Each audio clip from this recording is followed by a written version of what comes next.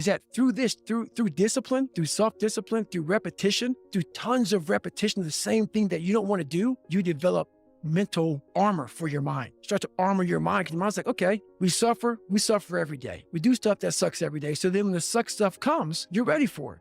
I had two options: to either be that 300-pound guy who sprayed for cockroaches and made $1,000 a month, or I can totally just fail and fail and fail until I succeed. So I started calling recruiters up. I said, I'm gonna go be a Navy SEAL. There's a weight and height limit to get in the military. And I was 6'1" and 297. He saw me, put me through the weight standard, all this other stuff. And to get into the class I had to get into, I had to lose 106 pounds in less than 3 months. I was like, can't do that. I grabbed my chocolate milkshake and went back to Ecolab. And I said, this ain't gonna be it for me. I quit my job and I went home and I started working out like somebody. I became the most obsessed person on the planet Earth. I had to invent a guy that can take any pain, any suffering, any kind of judgment, and I built it through suffering. And I started realizing through this process, and I started opening different doors. And the more doors I opened up, the more I started realizing that my potential is damn near endless. It changed my whole mindset.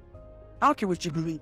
Doesn't matter. I'm not judging anybody. But let's say my thing is God. You get to heaven, we're sitting down just like this. You're God and I'm David. And he says, look at this. And look at this chart. And on the chart, it has all these different things. I was going to change the world. I was going to set records. I was going to be a Navy SEAL. I was going to be honored here, honored there. I'm like, this isn't me. Like I said, David Goggins. I was an Ecolab guy. I sprayed for cockroaches and I'm 300 pounds. It said here, I'm 185.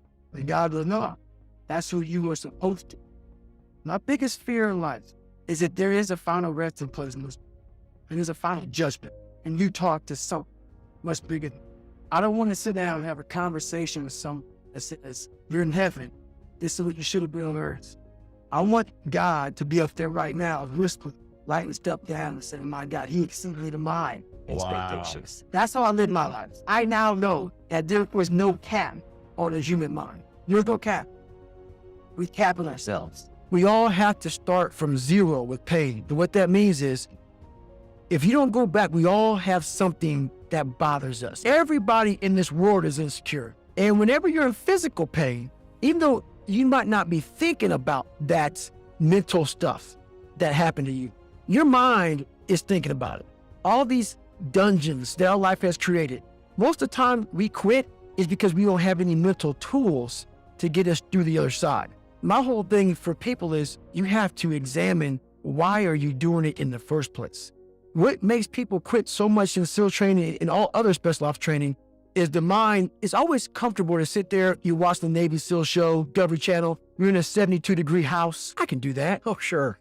Trying to find more of yourself, knowing that the real you is afraid, likes comfort, likes living in a world that likes to pat you on the back, give you the things that you want to hear, not the things that you have to hear to get better. That's where all this kind of starts. I don't need it. I'm good. Why do you still do this? You right now are a leader. You sit in this chair right now to thousands, hundreds of thousands of people. That's why you do it. Why you get up at 3, 4, 5, 6 o'clock in the morning is because you are setting the example for others to follow. People always go, what drives you now? What should drive you now is no more you. Like you said, I'm comfortable. I'm good. It's not about you anymore. You have to change your mindset to God gave you everything you want. It's pay time. You got to now start paying bills for the people in your mindset. So you're suffering now.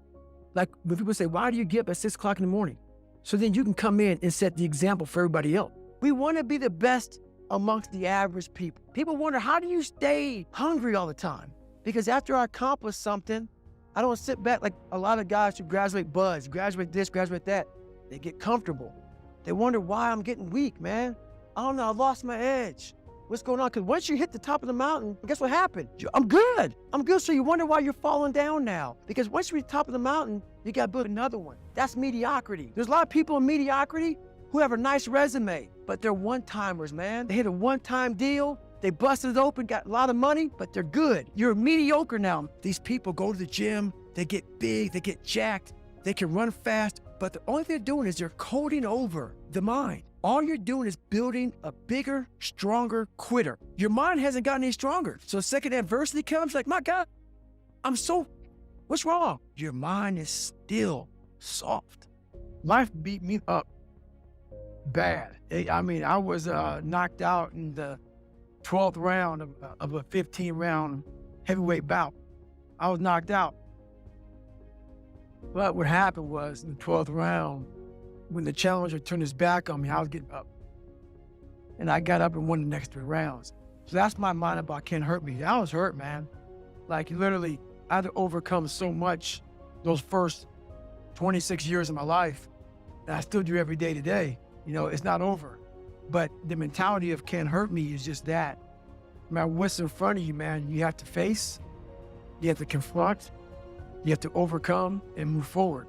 So my father, you know, some of the kids that bullied me, my learning disabilities, all these things I went through in life, stuttering, has so many different issues, failing and failing and failing, I had to overcome them. Or they would have overcame me. Throughout this journey, I started becoming this new person. I started creating this new person. People started seeing me as this amazing superhero. In the back of my mind, I knew the real story. And I was like, man, one day you have to really share it. I'm like, man, but do you have the courage? You know, like, it's great to live right here. I've established this. People think you're great. Just stay here. Don't go back. Let's not go back.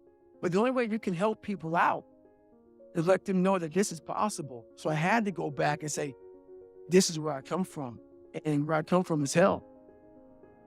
Because what we do so well in this world is we see superhuman people and we title them. The second we title them, what that does, that gives us a get out of jail free card, is that they're the 1%ers. I'm not even going to try to do that because that's not even in me.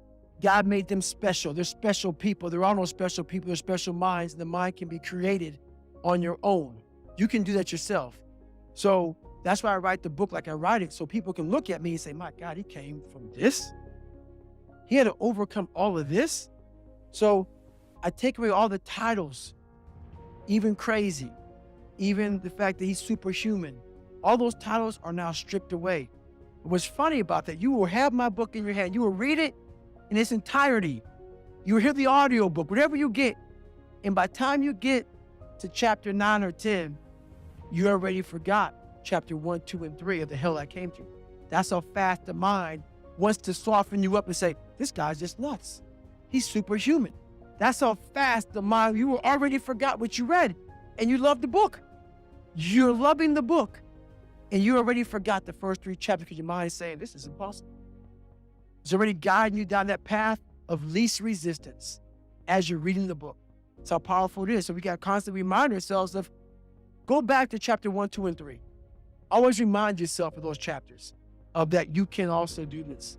But you have to first self-examine or live autopsy your own personal life. I'm training my mind and my body and my spirit so it's all one, so I can handle what life is going to throw at me. Because the life I've lived, it throws a whole bunch at you. And if you're not physically and mentally prepared for that, you're just going to crumble. And you're good for nobody. In times of suffering, what we do is we forget how hard we really are. Because that's what suffering is. Suffering is a test. That's all it is. Suffering is the true test of life.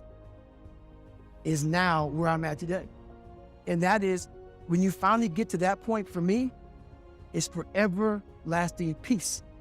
Greatness isn't running 200 miles at a time or doing 4,000 pull-ups or being a SEAL. Greatness is whatever the hell you dreamed of in your own mind. You got to first see it. You got to first create this vision in your mind. And then that's when I come into play. Once you create this vision in your mind, it's how am I going to get it? We are all great. No matter if you think you're dumb, no matter if you think you're fat, no matter if you are fat, no matter if you've been bullied, or no matter if you just got back from Iraq or Afghanistan and you have no legs or your arms or whatever, man, we all have greatness.